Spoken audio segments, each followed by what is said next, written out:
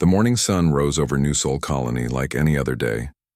Kim Tae-ho stood on his office balcony, watching the farmers tend their crops in the valley below.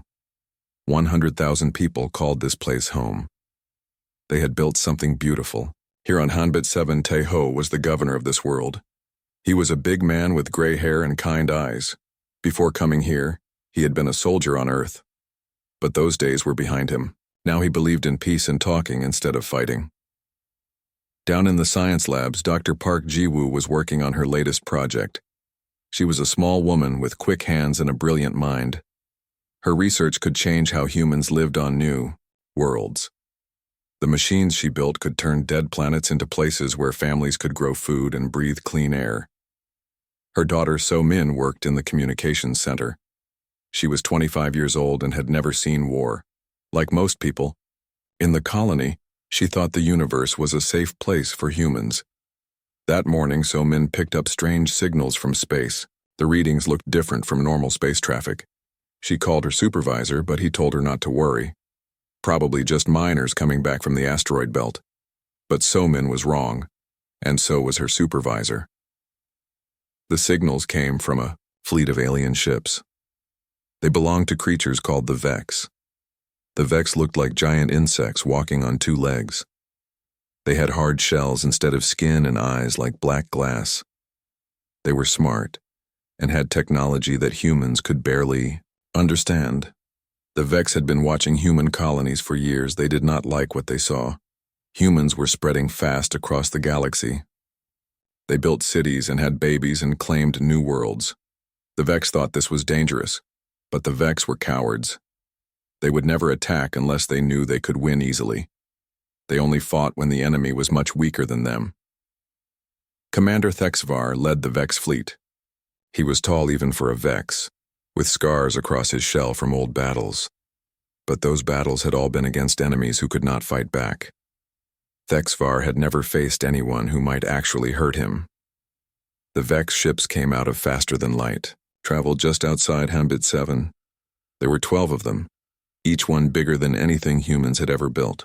Their weapons could destroy cities from space. But they did not attack right away. Instead, they sent a message to the colony. They wanted to talk. Governor Kim Tae-ho was excited when he got the message. This was the first time aliens had contacted humans in a peaceful way. Maybe this could be the start of friendship between their species. Lee Dong-woo was not so excited. He ran security for the colony and he did not trust these aliens. He told Tae-ho that something felt wrong about this situation. They have 12 warships, Dong-woo said. Why do they need so many ships just to talk? But Tae-ho would not listen. He wanted to believe that peace was possible. He picked a small team to go with him to the alien ship. Dong-woo had to come along to protect him.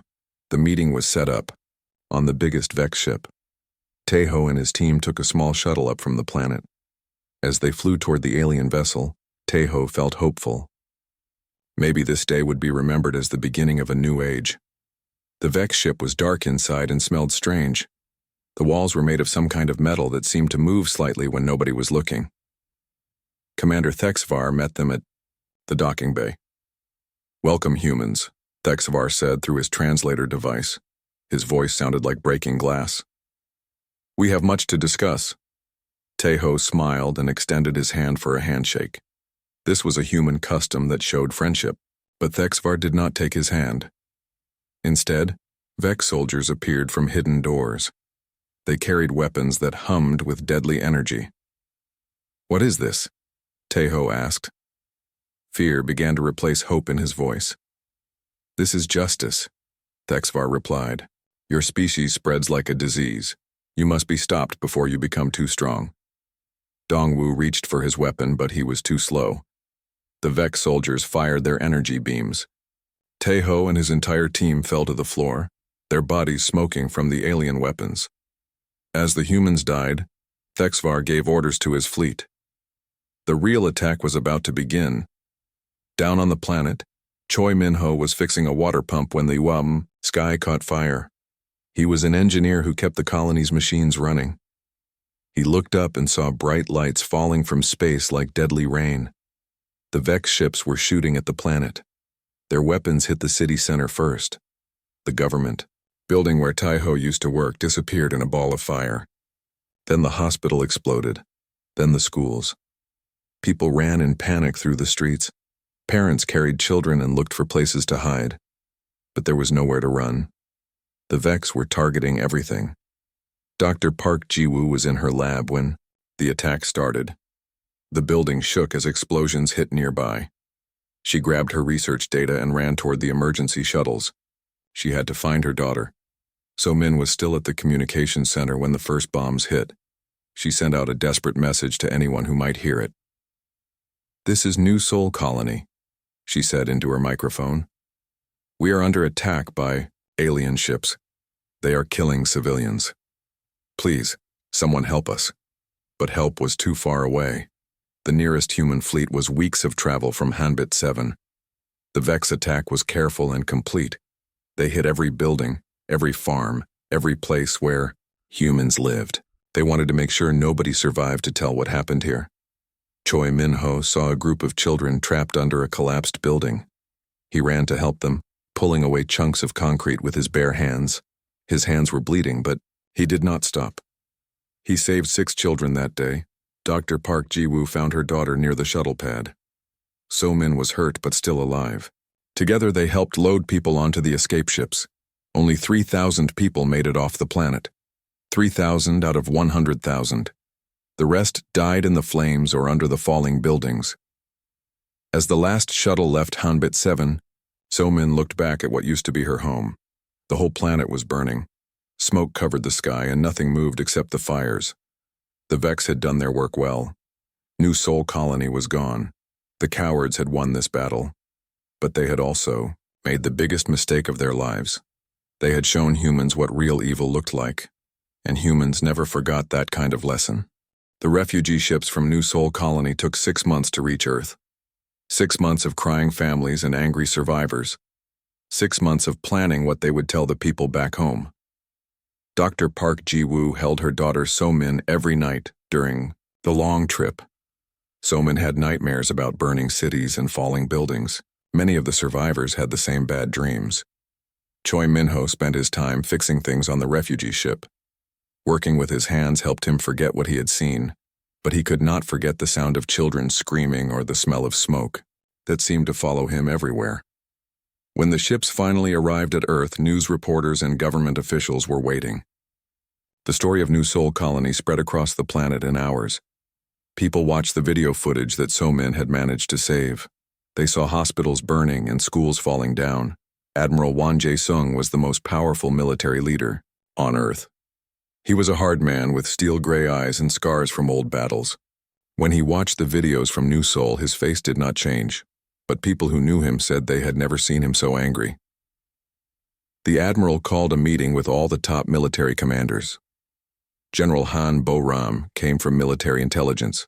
She was a small woman who knew more secrets than anyone else in the government. She brought files full of terrible news.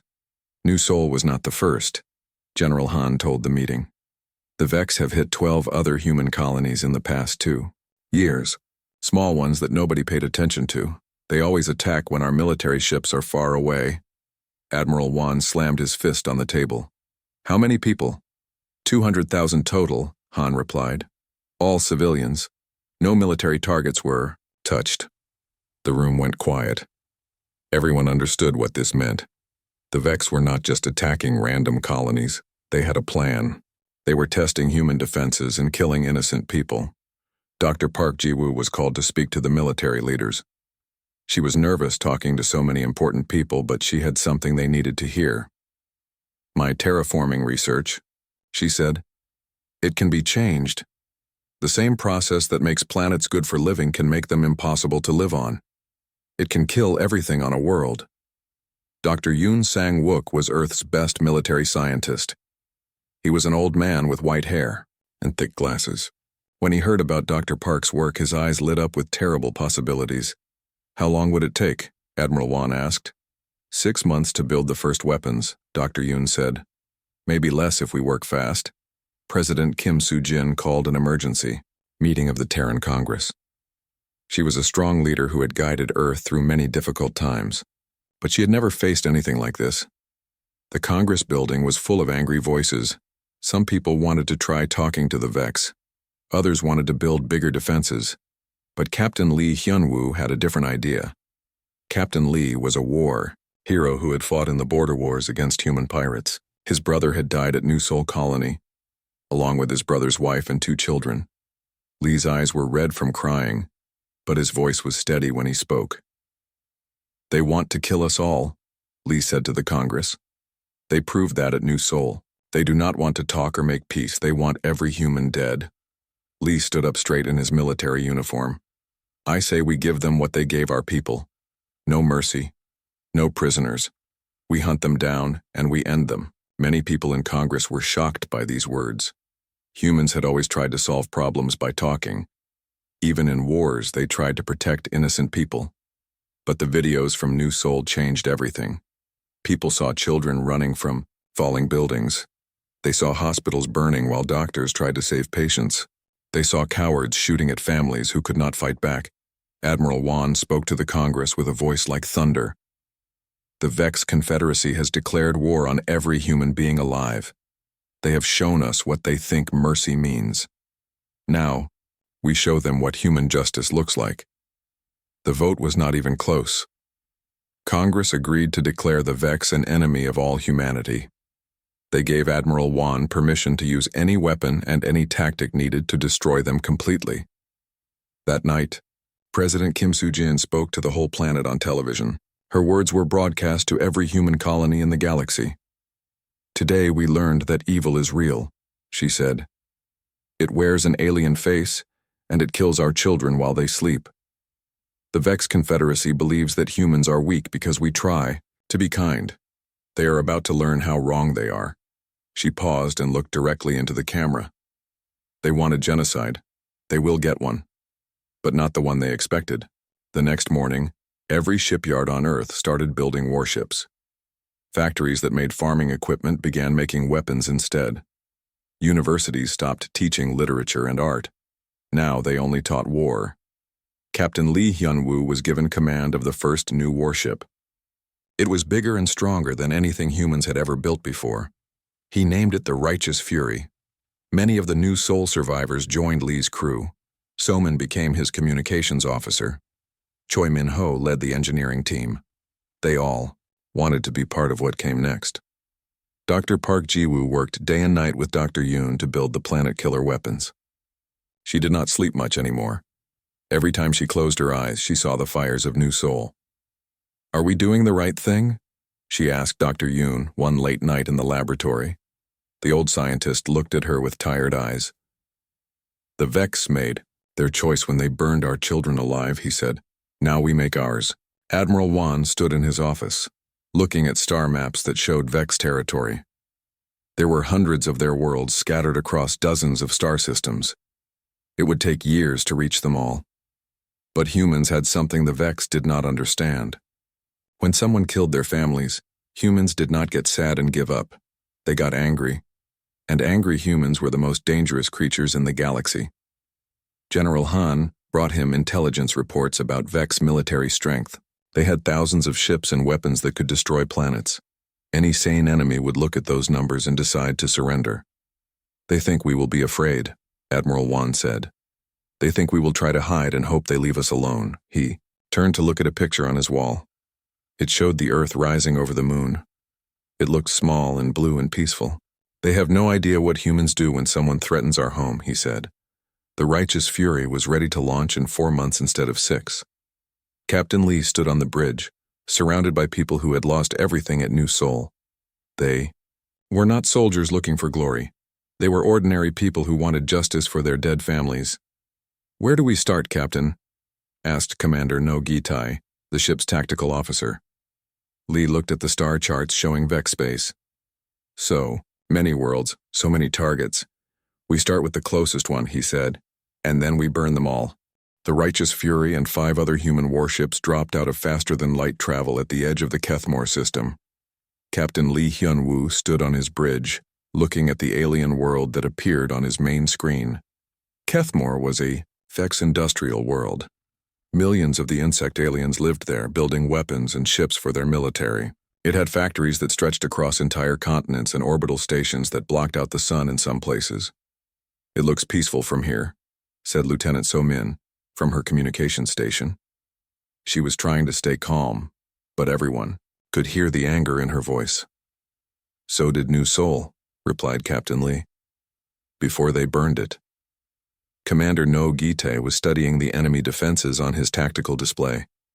The Vex had built massive weapons platforms around their planet. Each one was bigger than a human city and carried enough firepower to destroy entire fleets. "Captain, they have 47 orbital defense platforms," No reported. "Each one has shield generators and plasma cannons.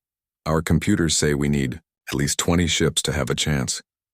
"Good thing we did not bring 20 ships," Lee said. "We brought something better." Major Shin Ye-jin was getting her Marines ready for the assault. She was a tough woman who had grown up on a military base. Her parents had been career soldiers, and she knew how to fight before she could read.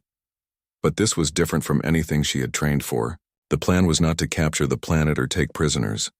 The plan was to destroy everything that moved and then poison the world so nothing could ever live there again. "Remember," she told her troops, "these are not soldiers we are fighting. These are the same creatures who burned hospitals full of sick children. They do not deserve mercy." Her Marines nodded. Many of them had lost family at New Seoul or other colonies. They were not thinking about military honor or following rules of war. They wanted revenge.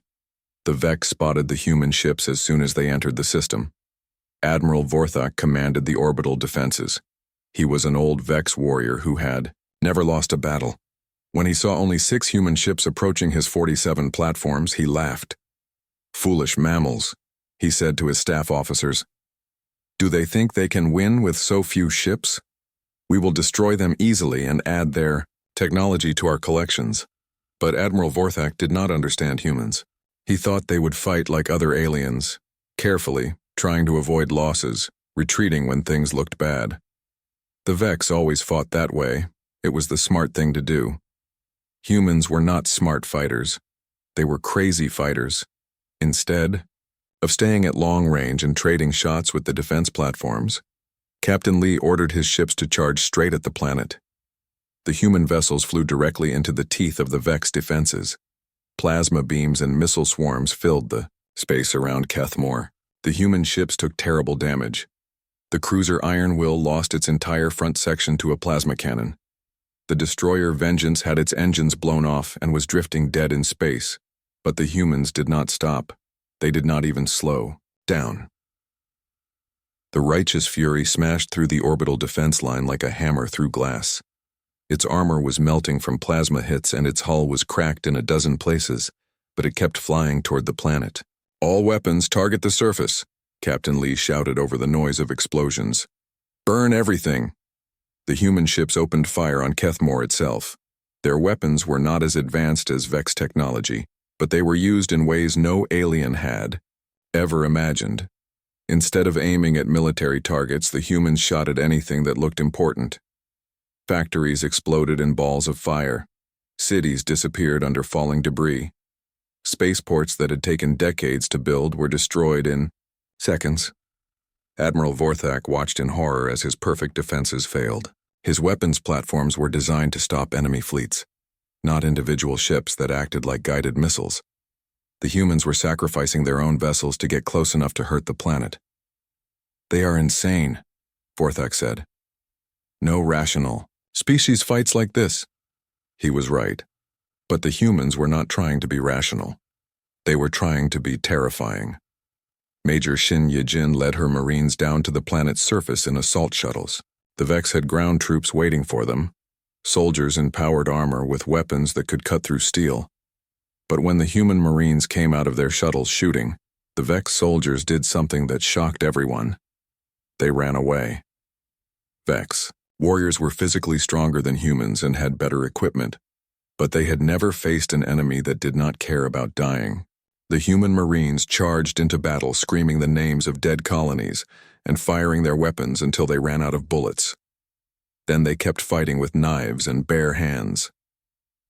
Shin Ye-jin cornered a group of Vex soldiers in a factory complex. The aliens had barricaded themselves behind heavy machinery and were shooting at anything that moved. "Surrender," she called out in the Vex language. "Put down your weapons." "Never," replied the Vex commander. "We will fight to the last warrior." But when Shin's Marines started throwing grenades and charging the barricades without caring about cover, the Vex commander changed his mind. He had never seen creatures so willing to die just to kill their enemies. "Wait," he called out. "We surrender. Do not kill us." Shin Yijin looked at the cowering aliens. These were supposed to be the same creatures that had burned New Sol. They looked so much smaller now. "You had your chance for mercy," she said. "You wasted it on innocent children." The Marines did not take prisoners that day. Chief Engineer Bei Jun-soo was working on the planet-killer weapon that Dr. Park Ji-woo had designed. It looked like a normal terraforming device, but instead of making the air breathable, it filled the atmosphere with poison. "Is this really necessary?" asked one of his assistants. The young engineer had joined the mission thinking they would be fighting soldiers, not destroying entire worlds. Bei Jun-soo looked up from his work. His own son had died at New Sol, along with thousands of other children who had never hurt anyone. "The Vex did not ask that question when they burned our families," he said. "Why should we ask it now?" The weapon worked perfectly. Within hours, the air on Kethmore became unbreathable. The rivers turned black with poison. Plants died and fell from the trees like snow. The Vex evacuation ships tried to save as many people as possible, but the humans hunted them down. Every vessel that tried to leave the planet was destroyed. No one was allowed to escape. Captain Lee stood on his bridge watching Kethmore die. The once green world was turning brown as the poison spread across its surface. Smoke rose from 1,000 burning cities. "Is this what we have become?" asked Commander No quietly. Lee thought about that question. 6 months ago, he would have been horrified by what they were doing, but 6 months ago his brother's children had still been alive. "The Vex made us into this," he said. "They showed us that mercy is weakness. Now we show them what strength looks like." Lieutenant Soman was monitoring communications from across Vex space. Their military networks were full of panicked messages about the attack on Kethmore. "Captain," she reported, "we are getting signals from Vex High Command. They want to talk." "Tell them to talk to the ghosts of New Sol," Lee replied. "We are done with talking." News of Kethmore's destruction spread across the galaxy faster than the human ships could travel. Other alien species heard the reports and could not believe them. The humans had not just defeated a Vex world, they had murdered it completely. For the first time in their history, the Vex Confederacy was afraid. They had thought humans were just another weak species that could be bullied and destroyed. But these creatures fought like demons and showed no mercy to anyone. Supreme Overlord Kethzar called an emergency meeting of the Vex leadership. He was the ruler of their entire civilization, a being so old that some said he remembered when the Vex first reached for the stars. "How many humans are coming?" he asked his generals. "Intelligence says 6 ships attacked Kethmore," replied General Thexmore, "but there are reports of human fleets being built throughout their territory. Dozens of ships, maybe hundreds." Kethazar felt something he had not experienced in centuries. Fear. "Prepare our defenses," he ordered, "and find out everything we can about these humans. We may have made a mistake." It was the biggest understatement in galactic history. The news of Kethmore's destruction reached every corner of Vex space within days. Supreme Overlord Kethzar sat in his throne room on the homeworld, reading reports that made his blood run cold. "The entire planet is dead," reported General Thexmore. "Nothing lives there anymore. The humans poisoned the air, the water, even the soil. It will take thousands of years for life to return." Kethazar had ruled the Vex Confederacy for over 3 centuries. He had conquered dozens of alien species and destroyed countless worlds. But he had always left survivors, always allowed the defeated to surrender and serve under Vex rule. These humans were different. They did not want to conquer. They wanted to erase. "Contact the Galactic Council," Kethazar ordered. "Tell them we need to arrange peace talks with the humans." But when Ambassador Kang Du-young arrived to represent humanity, his message was simple and terrible. Unconditional surrender, Kang said to the assembled alien diplomats. Every Vex world returns to human control. Every Vex military ship is destroyed. Every Vex leader stands trial for crimes against humanity. The Vex delegation could not believe what they were hearing. Ambassador Yextar, their most skilled diplomat, tried to negotiate. Surely some compromise is possible, Yextar said. We can pay reparations for New Sol. We can withdraw from human space. There must be some middle ground. Ambassador Kang was a thin man with gray hair and patient eyes. He had spent his whole career making peace between enemies. But today he spoke for 100,000 dead civilians. You had your chance for middle ground, Kang replied. You chose to burn children instead. Now you face the consequences of that choice. He stood up from the negotiation table. You have 7 days to begin surrendering your worlds. After that, we burn every planet you have ever touched. The Galactic Council was shocked. The Altair Republic and the Centauri Union both offered to help mediate the conflict. They had never seen such absolute demands before. This is not how civilized species behave, said Chancellor Vexnan of the Council. There must be rules in war. There must be limits. Tell that to the children of New Sol, Ambassador Kang said as he walked out of the meeting. Supreme Overlord Kethazar refused the human demands. He believed his military could still win if they fought together with their alien allies. He ordered every Vex fleet to prepare for total war. It was the worst decision in Vex history. Fleet Admiral Zhu Wu-jin commanded the largest human battle group ever assembled. 57 warships spread across multiple star systems, each one carrying planet-killer weapons and crews hungry for revenge. The plan was called Operation Burning Sky. 12 Vex worlds would be attacked simultaneously, overwhelming their ability to defend or evacuate. Captain Seo Hee-won led the attack on Vrexhan, a Vex agricultural world that fed billions of their people. She had served under Admiral Zhu for 15 years and had never seen him so focused on destruction. Remember, Seo told her crew, this is not about military victory. This is about sending a message. We want every Vex in the galaxy to know what happens when you kill human children. The attack on Vrexhan was swift and brutal. The human ships ignored the orbital defenses and went straight for the planet's surface. Instead of targeting military installations, they hit farms and food processing centers. Within 6 hours, Vrexhan could no longer feed itself, let alone export food to other Vex worlds. The planet-killer weapon turned the fertile soil into poisoned dust. Nothing would grow there for generations. Captain An Jae-min attacked the Vex Military Academy on Korthvel. This was where young Vex learned to become officers and soldiers. An had lost his entire family at New Sol, including his baby daughter. These are not children, he told his crew as they bombarded the academy from orbit. These are future killers, learning their trade. We stop them before they can hurt any more humans. The academy was destroyed along with 3,000 young Vex cadets. Their teachers and families died in the same bombardment. On Zexthor, Major Kim Hyun-suk led ground forces against Vex civilian shelters. The aliens were hiding in underground bunkers, hoping to survive the orbital bombardment. Please, begged a Vex civilian through a translator device. We are not soldiers.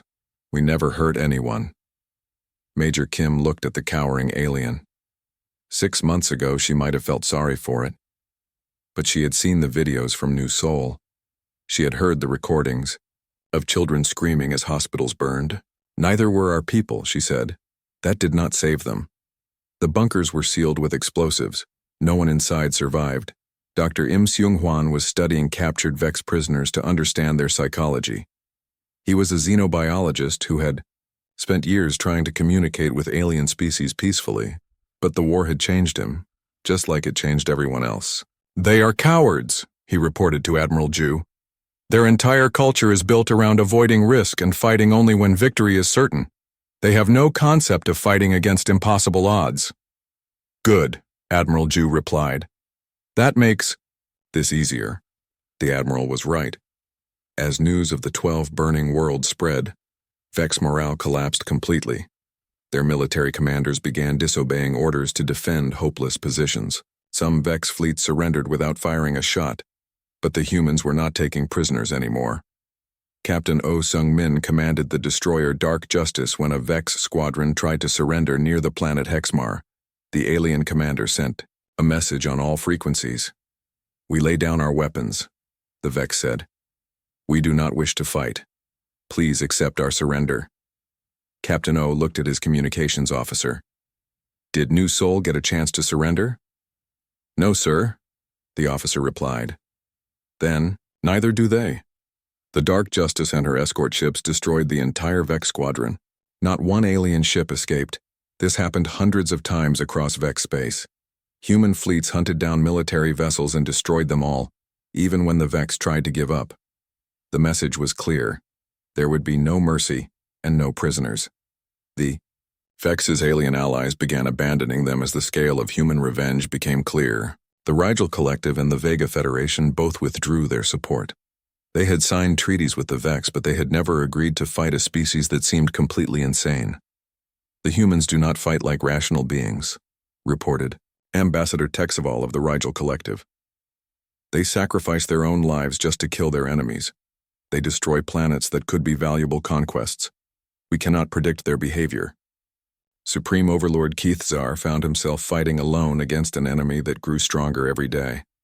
Human shipyards were working constantly, building new vessels faster than the Vex could destroy them. Worse, the humans were learning. Each battle taught them new ways to hurt their enemies. They developed better weapons and more efficient planet killers. They found Vex weaknesses and exploited them ruthlessly. Captain Yu Ji-hoon led a special forces team that infiltrated Vex communication networks. Instead of just destroying enemy ships, the humans began broadcasting footage of burning Vex worlds to planets that had not been attacked yet. "This is your future," the broadcast said in the Vex language. "This is what happens to those who kill human children. Surrender now or join your dead comrades in the flames." The psychological warfare worked better than anyone expected. Entire Vex colonies began evacuating before human ships even arrived. Some worlds surrendered immediately and begged for mercy. They did not get it. Lieutenant Colonel Park Dong-hyun was deployed to accept the surrender of Nexthar, a Vex mining world. The planet's governor met him at the spaceport with a white flag of truce. "We surrender unconditionally," the governor said. "Please spare our people. They are mostly workers and their families." Park looked at the alien governor. "Did you spare the workers and families on New Sol?" "That was not our decision," the governor pleaded. "We are just miners. We never hurt anyone." "Neither did we," Park replied, "until you taught us how." Nexthar burned just like all the others. By the end of the first year of war, the Vex Confederacy had lost over 60 worlds. Their military was shattered, and their civilians lived in constant terror. Refugee fleets crowded around their remaining planets, carrying millions of displaced aliens who had nowhere else to go. Supreme Overlord Kethazar sat alone in his throne room, reading casualty reports that seemed impossible. His mighty confederation was dying, and nothing he did could stop it. For the first time in his long life, Kethazar began to understand what fear really meant. And somewhere in human space, Admiral Wan Jae-sung was planning the final campaign.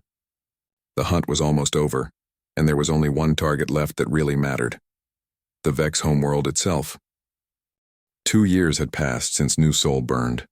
The once mighty Vex Confederacy was now reduced to a single star system, their homeworld of Vexthara and its 3 moons.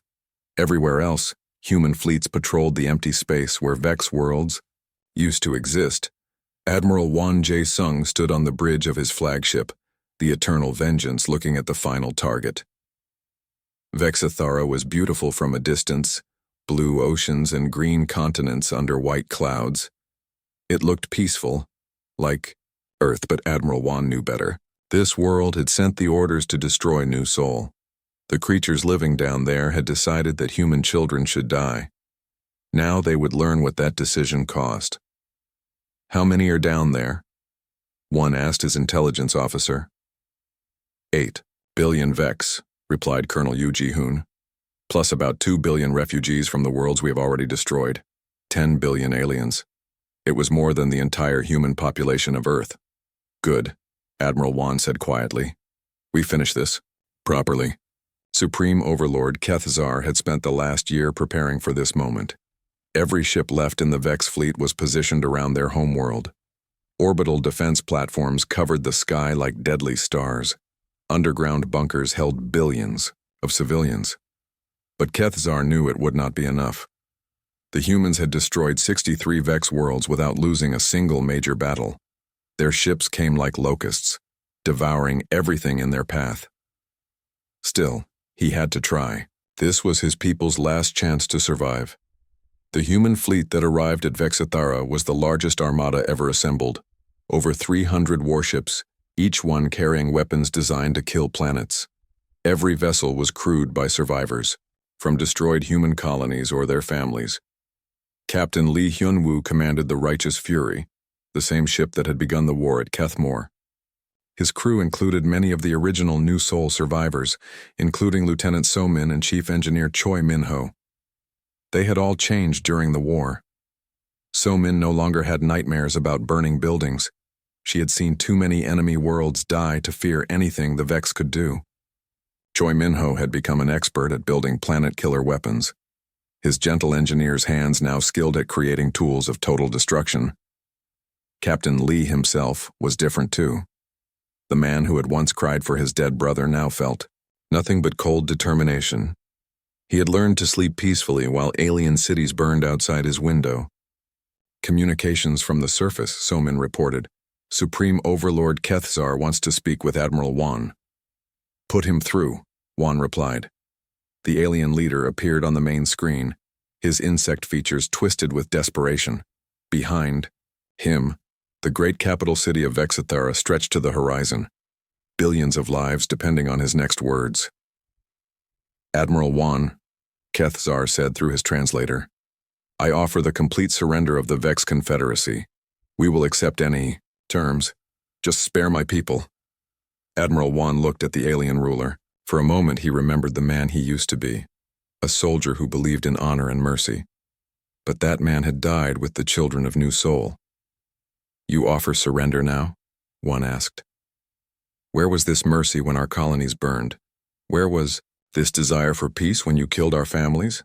We made mistakes, Kethzar admitted. We underestimated your species. We thought you were weak because you tried to be peaceful. We were wrong. Yes, Wan replied. You were wrong about everything. Colonel Yu Ji-hoon stepped forward. He had been at New Sol when the attack began, had seen the first bombs fall on the hospital where his wife worked as a doctor. His voice was steady when he spoke. You had 2 years to surrender, he said to Kethzar.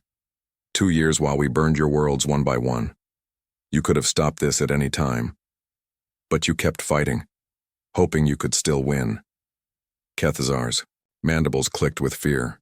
Please, my people are not all soldiers. Most are civilians who never hurt anyone. So were ours, Colonel Yu replied. Admiral Wan cut the communication. There would be no more talking. The final battle for Vexithara lasted 18 hours. The Vex fleet fought with the desperate courage of creatures who knew they were facing extinction. Their pilots flew suicide missions against human ships, ramming their vessels into enemy hulls. But desperation was not enough. The humans had been preparing for this moment for 2 years, building weapons and tactics specifically designed to destroy the Vex homeworld. Commander An Hyarim led a squadron of bombers through the orbital defenses. Her ships were small and fast, carrying the newest planet-killer weapons.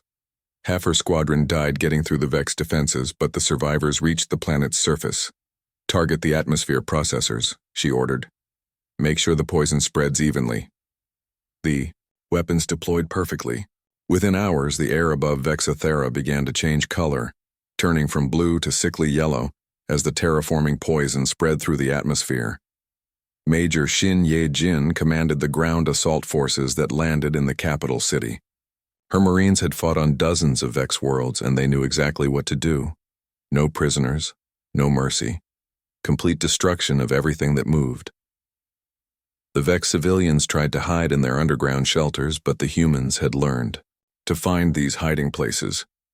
Poisonous gas was pumped into the bunkers. Explosives sealed the exits. Acid was poured into the ventilation systems. Dr. Park Ji-woo watched from orbit as her terraforming weapon slowly killed the planet below. She thought about her research back on New Seoul, when she had dreamed of making dead worlds into gardens where human children could play. Now she was an expert at making living worlds into tombs. "Is this what we have become?"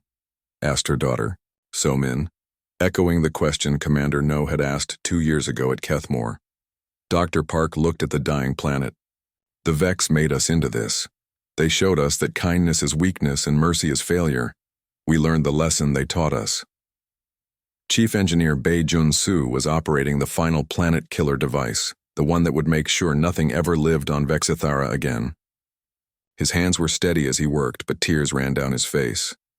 "I am sorry," he whispered to no one in particular. Maybe to his dead son.